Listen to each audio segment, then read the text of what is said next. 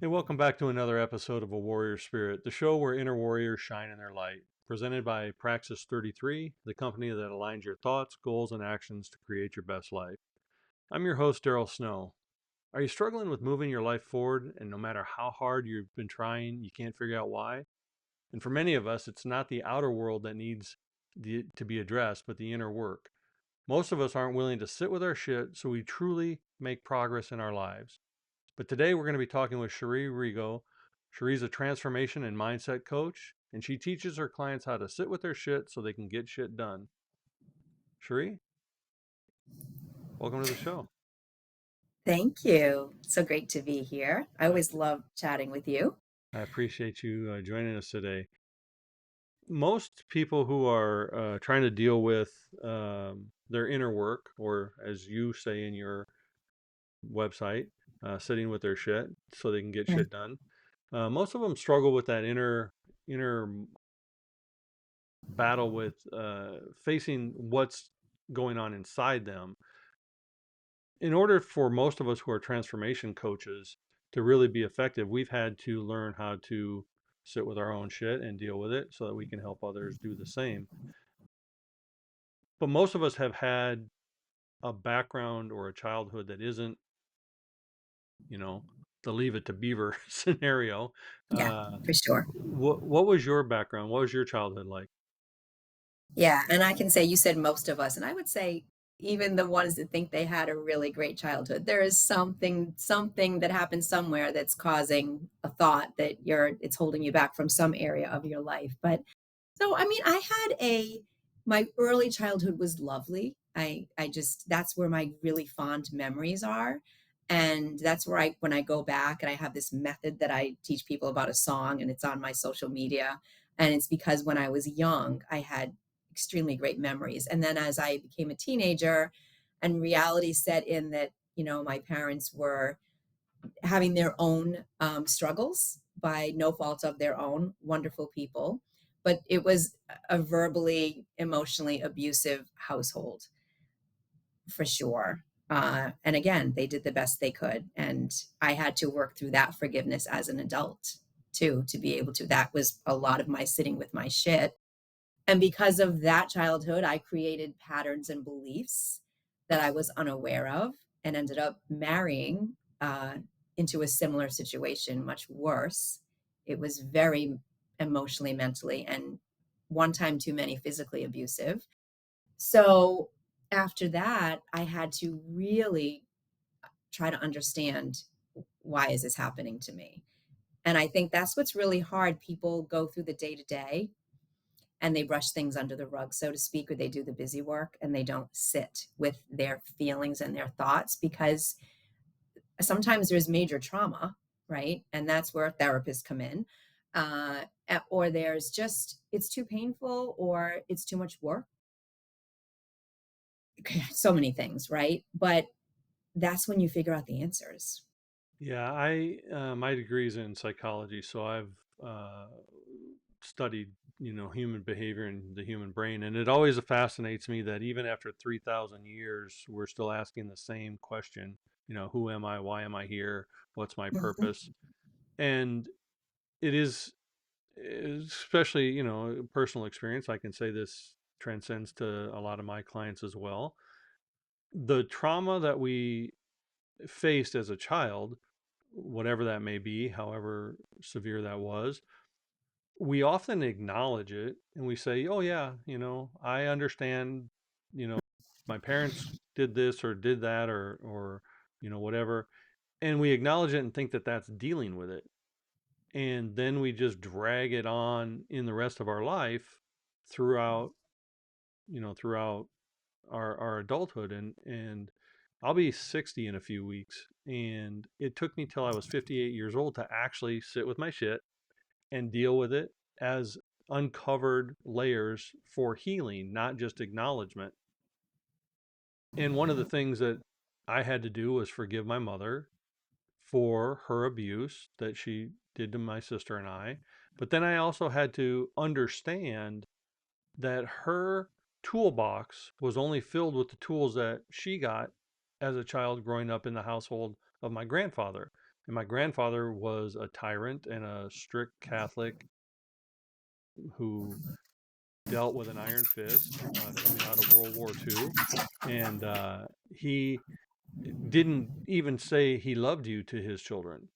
So if he didn't say he loved you to his children, how is and was violent to his children, how is my mom supposed to be any different when she didn't grow up in an era where it's okay to talk about your feelings, it's okay to dive deep into your stuff. She buried her head in the sand her entire life, and until I came to the realization that she didn't even have the right tools, then I could forgive her, and then I could release all what I was carrying with myself.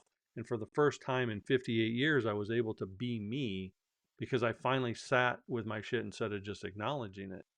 Do you find that that's true for most of your clients? Absolutely.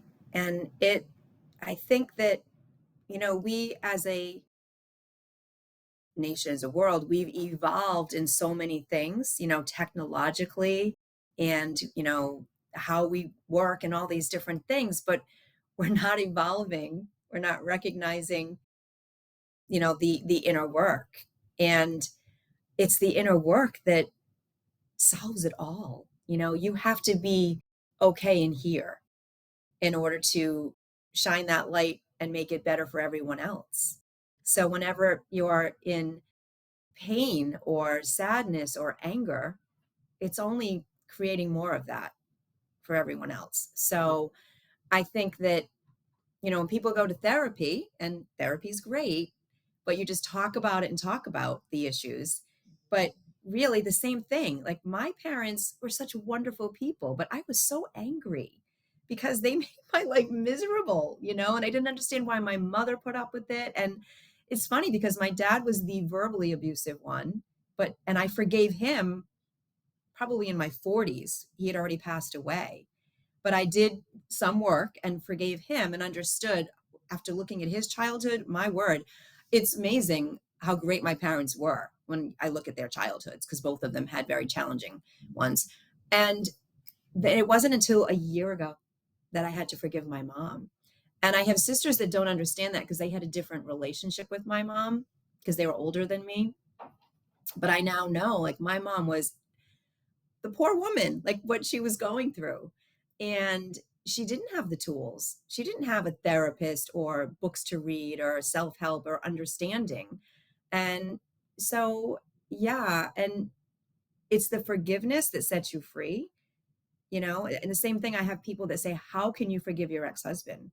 And I have absolutely not an ounce of anger, not an ounce, because I know where he's coming from and his struggles. And I want him to be okay, whether he will be or not someday.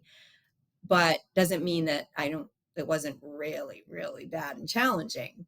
But that forgiveness is, I have friends that are divorced and they are so angry with their ex husbands, and it is not serving them. It is holding them back from so much more joy and fulfillment in their life. So, yeah, all of my clients, I mean, it's amazing how we'll talk, and I've had clients that say, I don't understand what you mean about sitting with my shit. And then 3 weeks later, they'll say, oh, I get it now. Or they'll be talking and I'll say, what was that you just said? What is that belief that you have? And they don't even know where it's coming from or didn't know it was there. It's hard to understand what your limiting thoughts are or your negative thoughts are if you've had them for 20, 30, 40, 50 years, right?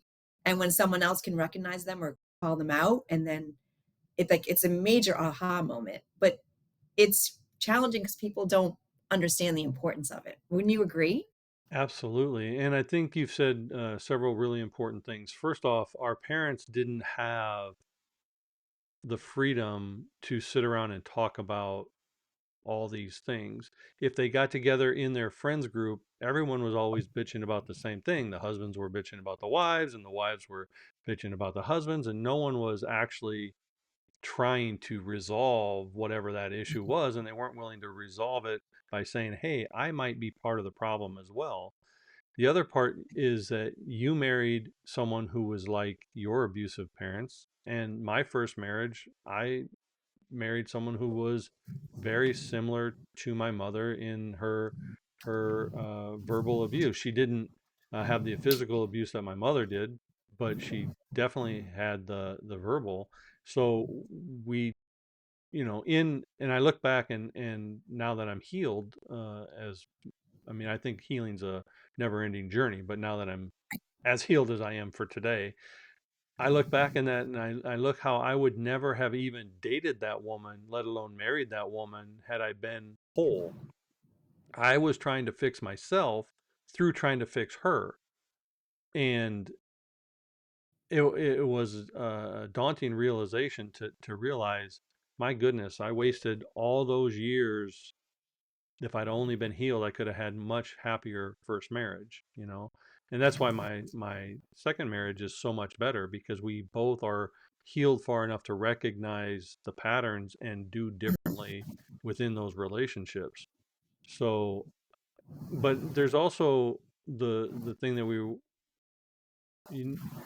people rely on religion for their healing or for their salvation or for their comfort. And it's not the religion, it's your connection with God, which is a spiritual connection. It's not a religious connection.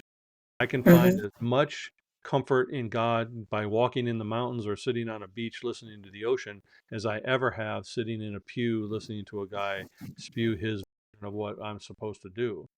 So going inward is that connection. And people say, they're waiting on God, they're waiting on God, they're praying to God, they're praying to God. But praying to God is us talking to God.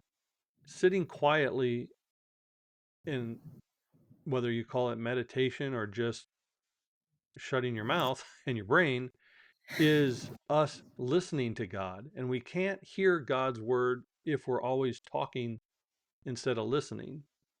Do you find that to be true as well?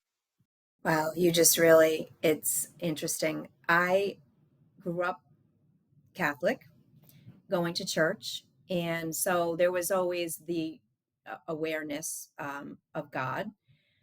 And as I evolved and through years, I did not agree with a lot of the Catholic teachings, but I always felt connected to a higher power, or what's the universe. But when I look back as a teenager, when things were challenging, when I would have a huge argument with my dad, and it was just really emotionally just horrible, we lived near a bay, and I would walk down the street to the docks, to the town docks, and I would sit. And this is why the ocean is, I can't live somewhere where the ocean isn't close by. And I would sit, and I would be like 15, 16, 17 years old, and answers would come to me because I was not knowing then that I was having that connection. And, people, I think, find it, they want to resist when they think religion, and it's not religion, it's this oneness of this, there's this amazing, what, power, energy of whatever you want it to be, whether it be God, whether it be the universe, it be spirit, it be energy. And it is where the answers are, but they're here. And yeah, you just, I think, through my coaching, there's the brain piece, right? And I know what our thoughts can do and how we have to change our story so that it serves us. But yet, we need to sit with ourselves and ask for guidance wherever that guidance, whoever that guidance is to you. And this is where I find all the answers. It's where when I went through a challenging divorce and I was living in an apartment after I had to leave my beautiful home with my two babies, 1 and 2 year old in diapers. And I can, till this day, still remember sitting on the floor saying, please just, I'm asking, what do I do next? Because I don't know. And I did hear a pastor say once, and I've taken this to heart. He said, many of us are waiting on God. We're praying, we're asking for our whatever our needs are to be filled, and we're waiting. But what if God is waiting on you? And that really struck me, because sometimes sitting with your shit and dealing with it is part of God waiting on you to move forward and take some effort of responsibility so that then he can come in and bring you that further resolution and transformation. God is not, in my opinion, some magic genie that we just rub the lamp and get our wishes fulfilled. Sometimes God's answer is no. Sometimes God's answer is yes. And sometimes God's answer is wait, be patient, right? Do you find that to be true as well? Yeah, I was thinking of two things. I'm like, I don't want to forget what I'm going to say, and I think I probably forgot now. But let me think. Something you said that resonated. And you always hear this, like, life isn't happening to me, it's happening for me. And I think that everything is a lesson, and it's to help us learn what we either want more of or don't want. But I've been doing this class, and one of the things that really stood out was that the universe, God, spirit, wants us to be happy, wants love. It's love. It's all goodness. And we create, in this 3D world, in this human body that we have, we are creating all the negatives, right? The evil out there, based on our thoughts and our patterns and what we're doing and what we're attracting. And there is such goodness in this universe. And when you sit again and you think, okay, what is this lesson? Like, for instance, when I went through that divorce, or with my dad, like, what was that lesson? And to me, it was to break that pattern. But I didn't know it at the time. So that my children would be raised without a verbally abusive household. And they wouldn't then go and have partners that were abusive.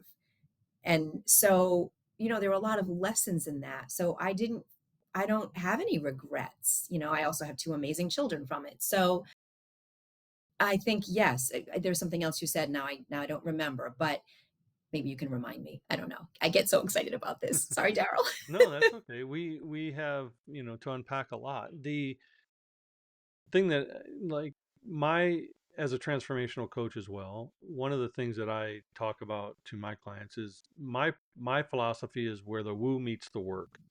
And part of my pillars in Mhm, my Praxis 33, I named it that specifically because praxis is the integration of thought and action, which is taking control of your shit.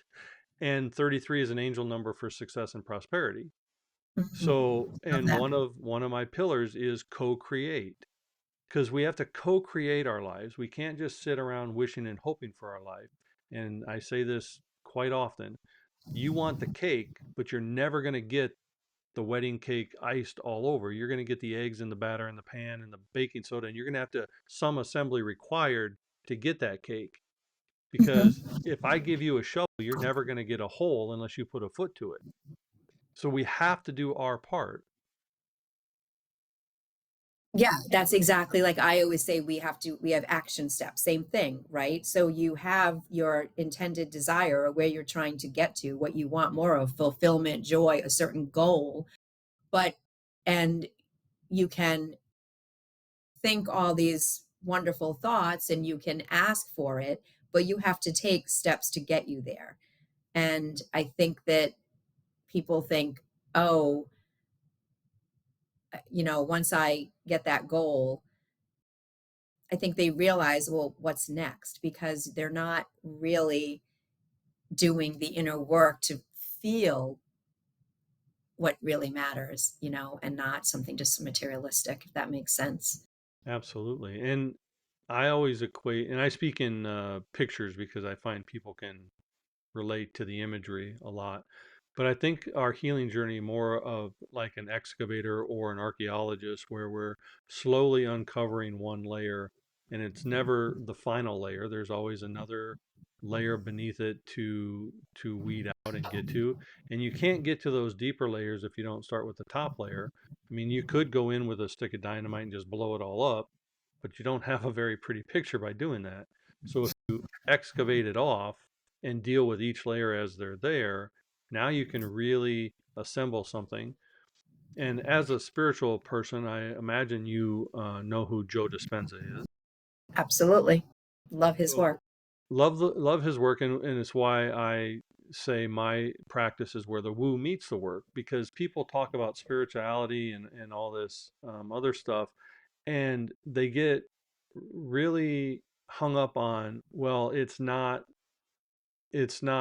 godlike, it's more woo spiritual, but it's not. It's everything we are talking about.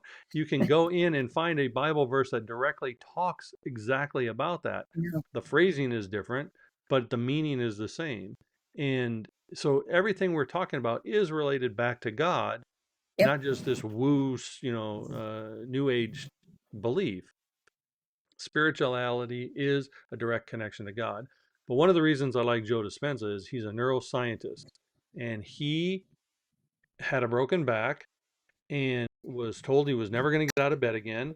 And he said, bullshit, I'm going to figure out how to do this. And he worked with his own mind and his own body to now be a healthy person. And he teaches people how the brain and the neurons and the psychology behind everything you're doing translates into what your body is reacting to and how your body progresses forward. But someone asked him, because he is a neuroscientist, and scientists don't often believe in the God or spirituality part, but he was asked, do you believe in God?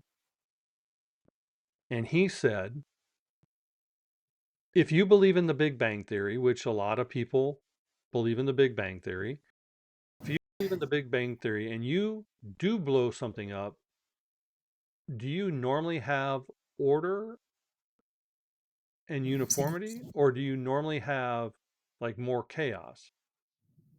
So if you believe in the Big Bang Theory, that should not have created order, it should have created chaos. But because it created order, there has to be a higher power than us doing this.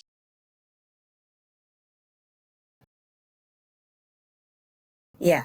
S- I, it's a lot of people don't know who he is. In our world, we all know. And I find that when you tell that story about his back, that I get, yeah, okay, that's not possible. That's not true. And what I love about our brain is that most people don't utilize this powerful machine that we have. And we just continue to go through the day to day and push everything under the rug and get up in the morning and do your same routine and question why, what more is there? I mean, obviously there are plenty of people that are doing amazing things, but for those that are feeling challenged or feeling like something is missing, why is it so difficult to believe that if this universe was somehow created, it's here, it's providing us with the vast oceans that we have and all the beauty that we have in this world? Why is it so difficult to believe that us, as in this body that we have and the brains that we have, are capable of so much more if we only learn how to utilize it and to realize that, like, we're just these little particles, these atoms, right? We're energy. And when we die, what happens? If you believe you have a soul, right? But the rest of us is just dust.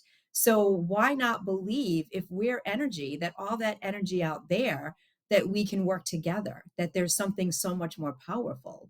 And I find it frustrating sometimes when I want to talk about that, and then people really don't want to entertain that power.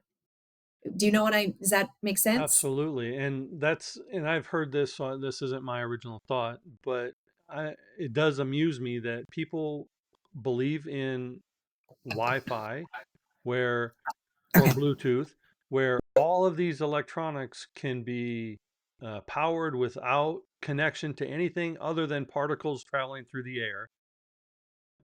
So Yet, perfect. Yeah, perfect example, right? yet energy work is woo, right? I always like radio. If you if you were right now wanting to listen to a country station, you would Mhm. turn on your streaming service or because I'm going to date myself now, a radio. And we would actually have to turn the dial. Yeah. If I was on 94.5, I was going to get rock music. But if I turned the Mhm. dial to 98.7, I was going to get country music. But the country music didn't just suddenly materialize. It was still going Yeah. about until I tuned in my dial to get the Mhm. right frequency to hear the right message. It's the same with our connection to God and spirituality. If we stick up our antenna, but we're not tuned to the right station, we're not going to get the right message. We have to tune our dial, which means fixing our shit, to get that right message and get the information that we need to progress to move forward.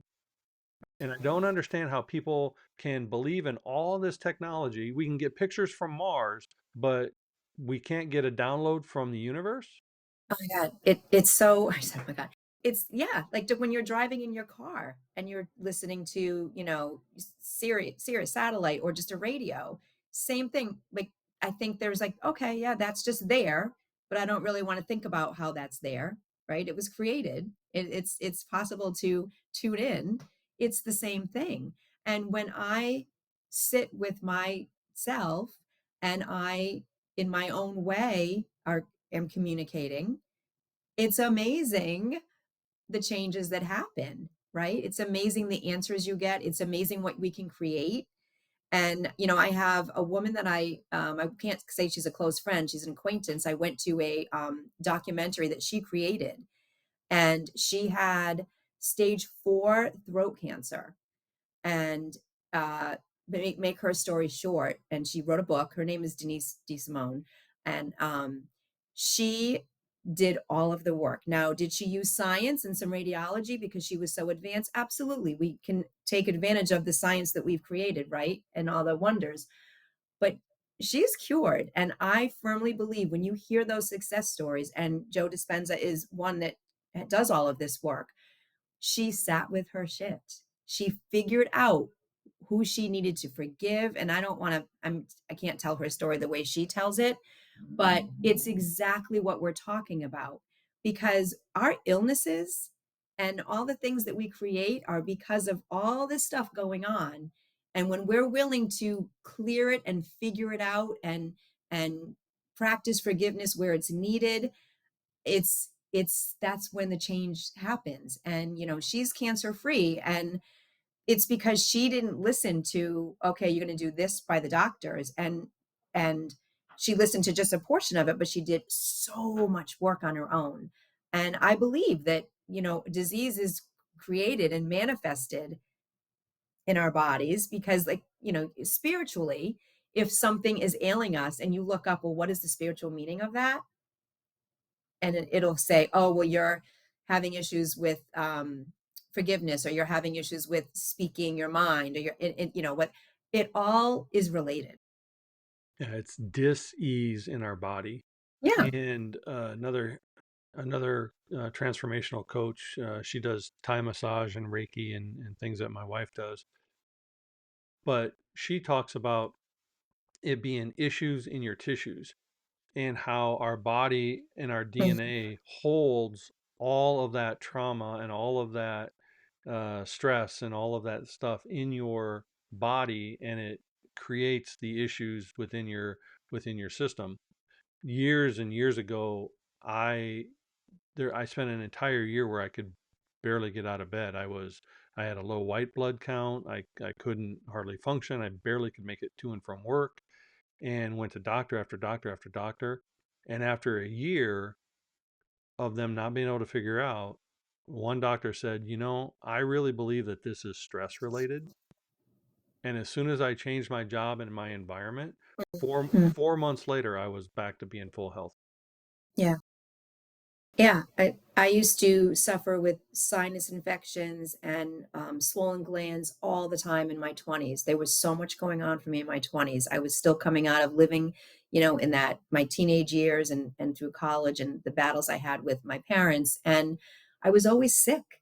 And I never get sick. I might catch like a little something for a couple of days, but because I've done that work, that inner work. And guess what? I'm a work in progress. We all are. You said that earlier, right? There's always stuff. There's always layers to unravel.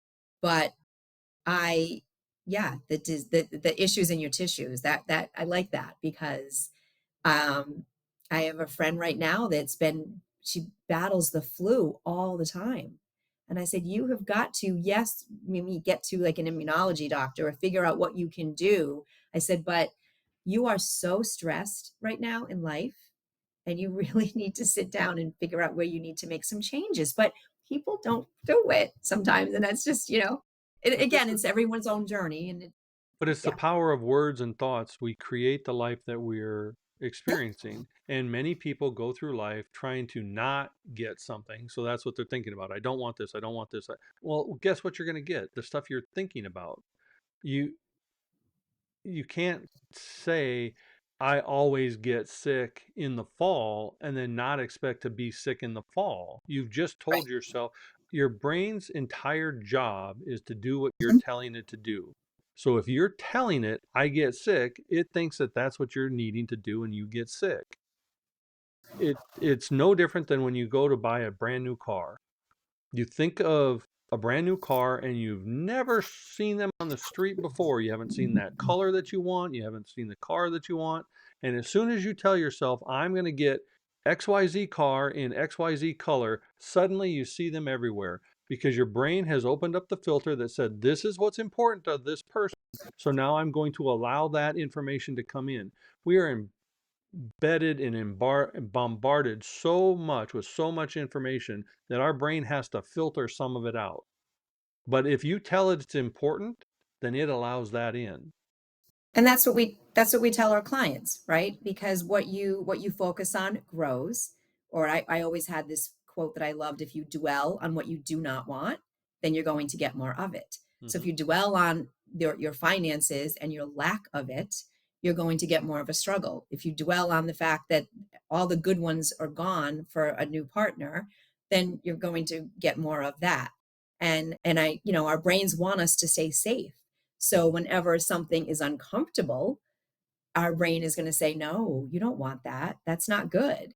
So that's why when we focus on a new goal or something really exciting, and we know we want it, like we want that at that time. But then when it starts to get uncomfortable, or when those triggers, emotional triggers come in, that's when all of a sudden our brain is like, no. And then we sabotage, or we'll go back to a repeated pattern, right? And until we change that, until we learn to focus on what we want and not what we don't want, it will continually just repeat that loop, because those 60,000 plus thoughts that our subconscious is thinking every day has been wired all through our life, and it's up to us. And that's what, like, our brain is this amazing computer that will do what we want it to do. And I love this study about like pianists. It was like a Harvard study, right?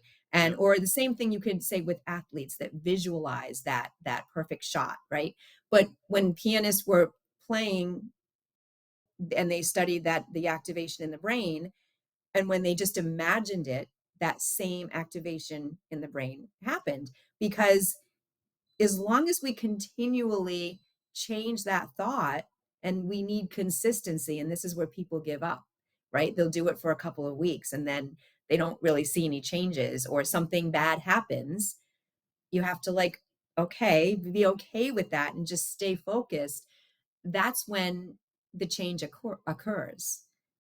It's Yeah. a long-term process too. I mean, some change can be instantaneously, but some of it you're dealing with decades long stuff that you've dealt in the background. 95% of your day is programmed on autopilot from stuff that somebody else programmed into you. You don't even realize that it's not even your thought or your idea. And until you sit with the fact that I have to I have to be grateful for where I am. I have to be grateful for what I currently have. And then once you show more gratitude, you can't have a lot if you're not grateful for a little. But that's hard for a lot of people to do. It is. Someone who is struggling to pay the bills, or someone who's in an abusive relationship, that's really hard. And that's what I try to help clients understand, that there's something good right now. There's a lot of good in your life. And what we think, that belief that you have or that thought that you have is creating a feeling. And that feeling is leading to actions, right?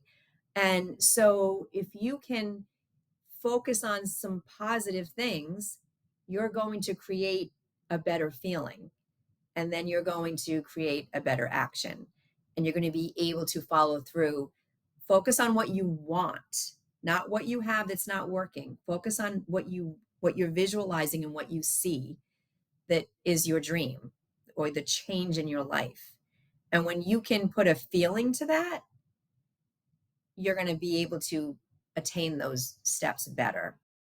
But it's really hard for people, and that's why I always tell my clients to practice gratitude, and that's what changed for me. I mean, 20 years ago, I didn't know about gratitude journals, or I could barely think of anything to be thankful for when I was going through that divorce. Yeah, when we're sitting in the middle of our shit, and like I tell it all the time, when I was homeless, living out of my car, selling blood for gas money, I wasn't sitting there going, "Oh, thank you God for the lessons that I'm going to use 20 years from now." I was like, "How the hell do I get out of this mess?"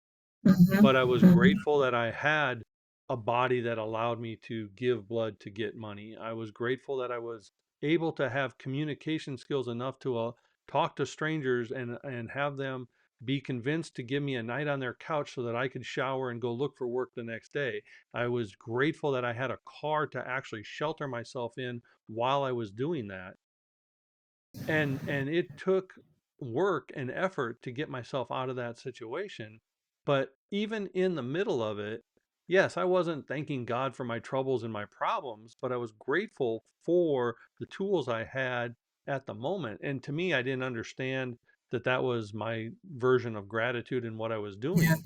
But by doing that, I went on a hot summer day here in Phoenix. It was 105 degrees. I was in my suit and tie looking for work, had no money, and I wanted relief from the heat. So I was going to go into a gas station and get a soda. It's all I could afford. And I looked across the street and there was a cafeteria, and I'm like, well, they have air conditioning.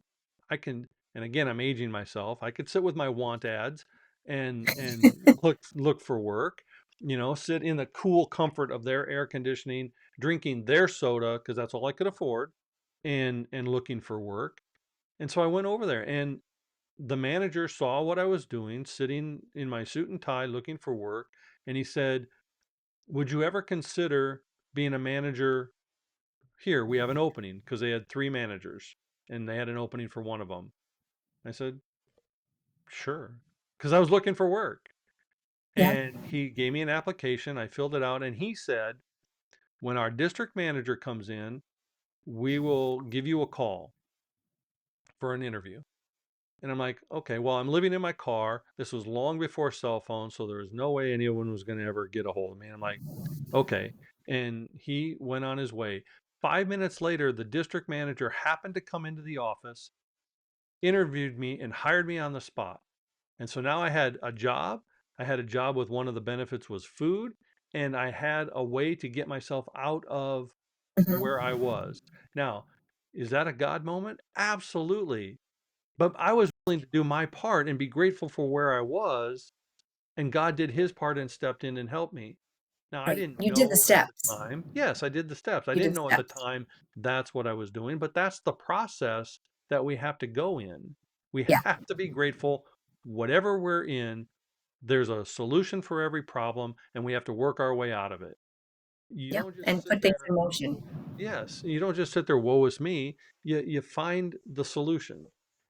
Right. Yeah. I know. It's great stuff. But you did that in your own life.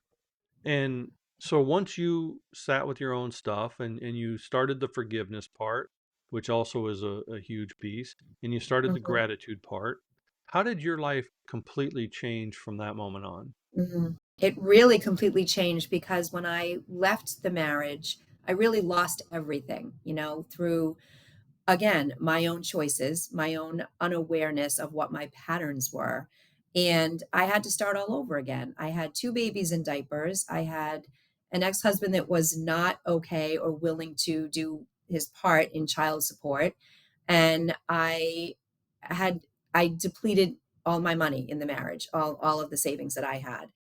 And that's when, again, I said earlier, I sat and I decided I do not want to be a victim. And why am I here? Why did this happen? And when I understood it, I really got more deeper into mindset. But with that, I was very in tune to God. I often would just talk and say, help me figure this out. I want a new path. And I mean, I had days where my children would ask for, let's go get ice cream. And it was really odd for me because I had it all before and I had to fish for change to take them. And they didn't know this at all at the time. And, when I told my daughter that story like a year ago, she's like, wow, I had no idea things were that bad. And I started practicing gratitude. I would say, I'm thankful for my morning coffee. I'm thankful I have a car that can get me to and from. And I would recognize the thoughts that came up like, how am I going to pay for rent? How am I going to pay for that electric bill? I don't want it to be shut off. And I would stop and I would change my thought. I would, I was always a really good visualizer, and I would picture myself in a new job, making more money, being able to pay the bills. I learned to bless those bills when they came in and be thankful that I could pay for what I could at the time. And slowly, again, it took work. It took consistent work with my thoughts. They were so deep rooted. When I tell you, I mean, I would think about lack 50 times a day or more. I don't even know. It was so much. But I kept changing it, changing it, changing. I changed my story. I knew there was something better for me. I knew that there was a lesson. I always knew that everything was going to be okay because I had this belief that I was protected and that I had the power to change it. And at that point, I called someone. There was an ad again, dating. I mean, we had the internet at this point, but it's a little bit different. And I got a job back in the industry that I was in before that I knew was going to pay well. And that job ended up into a promotion.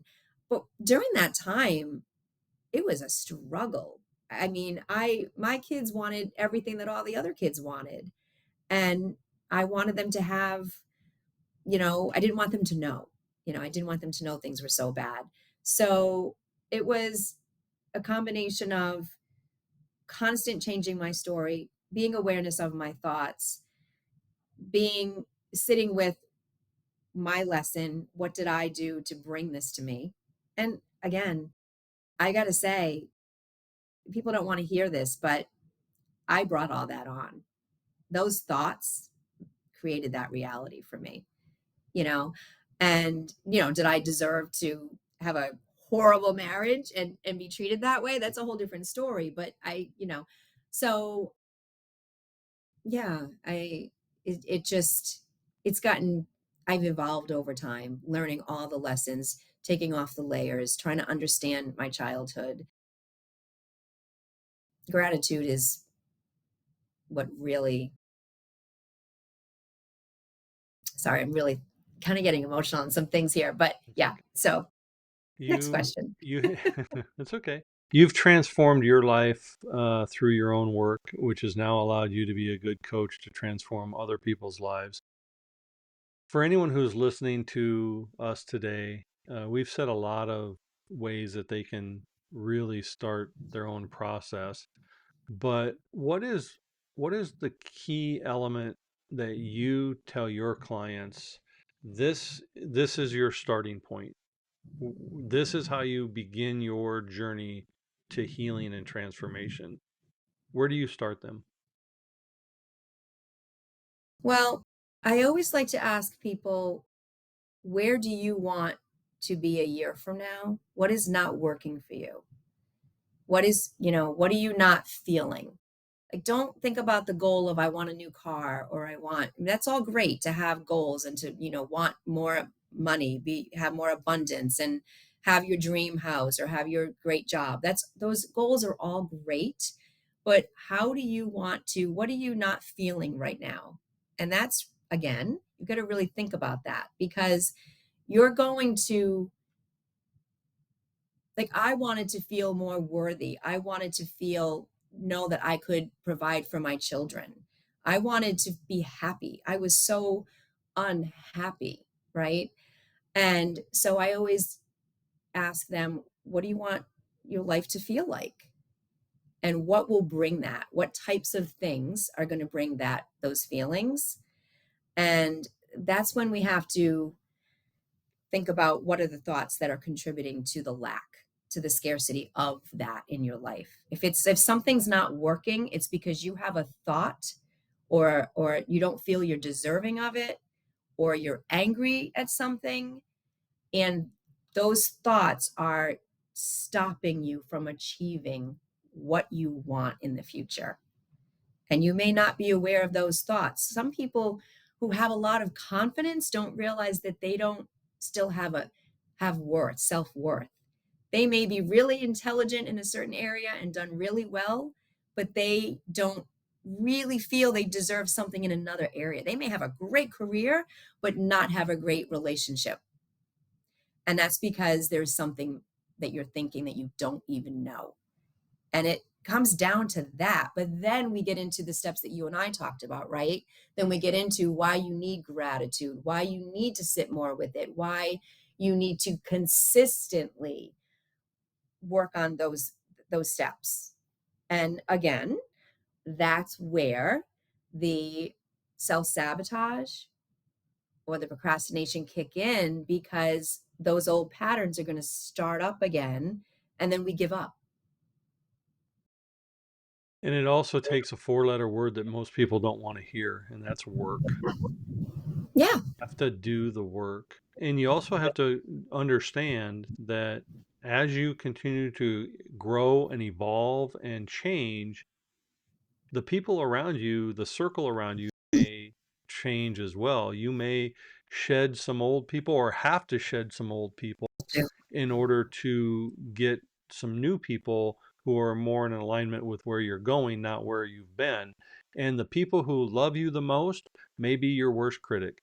They be because not only are you changing your life, you're changing their life through the dynamic that you have with them. So you have to be understanding that this transformation is going to transform a lot more than just your inner world. If it does, you have to be prepared for that because some people aren't prepared to let go of the old to receive the new. Yeah, and I've had to let go of a lot, and the clients that do the work, I always it's amazing because they'll say, "Well, this relationship is causing problems," and then we do the work with that. And I have clients that will say, "I'm just overwhelmed, and I had a really tough week, and I didn't do everything that we discussed." And I say, "Well, what happened?" and and then they'll be really hard on themselves, and I say, this is great news. This is proof that you're doing the work, because now your brain is resisting everything. You're resisting it because it's change. And remember what you told me you want. You want A, B, C, and D. But if you want that, this is where the work comes in, and this is why people give up and they stay complacent, or they're unhappy, or they're not fulfilled, they're not living in their truth. But if look at you're doing the work, and look what's happening. And we always, what's that saying, you are the five people you spend the most time with. Well, if you're spending time with five people that are not serving you, or they're not really have your best interest, that's where you're starting to notice that you may need to, you don't have to, in some situations, you need to remove people from your life. In some, you just need to distance, right? And not tell them everything until you get to that next level. And yeah, that's when when the clients don't do the work, then they don't see these results, but that resistance will always come up when you're Well, not really. everyone in your boat is helping you row. Some are in the back drilling holes. So Love all your you analogies. you have to really be discerning on who you let into that inner circle. I'll remind my clients too. You're As you progress and as you transform and as you grow, your problems are not going to just disappear. They're just going to change and possibly get bigger and stronger. So your goal isn't to be problem free. Your goal is to handle bigger problems. And if you are spiritual or connected to God or have your uh, higher self awareness, I remind them, if you're just sleepwalking through life, the other side does not have to worry about you. But once you awaken to step into your purpose and your passion and your goals that you were put on this earth to have dominion over and to bring forth, now you're awake and they have to be awake to knock you off, because now you're another warrior on the battlefield and they don't want you there.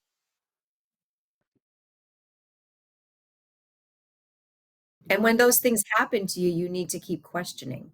Just question why. What is it teaching me? Absolutely. And in that transition, I'm going to ask you the final question.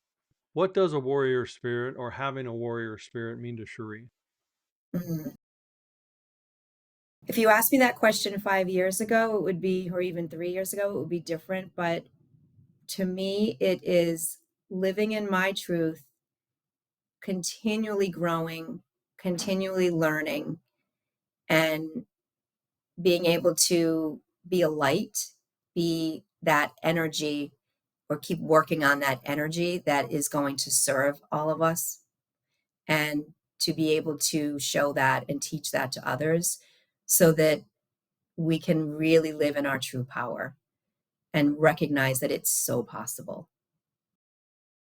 Well, you are definitely embodying everything that you just said, and I'm honored that you're in my circle and one of the people that Thank I you.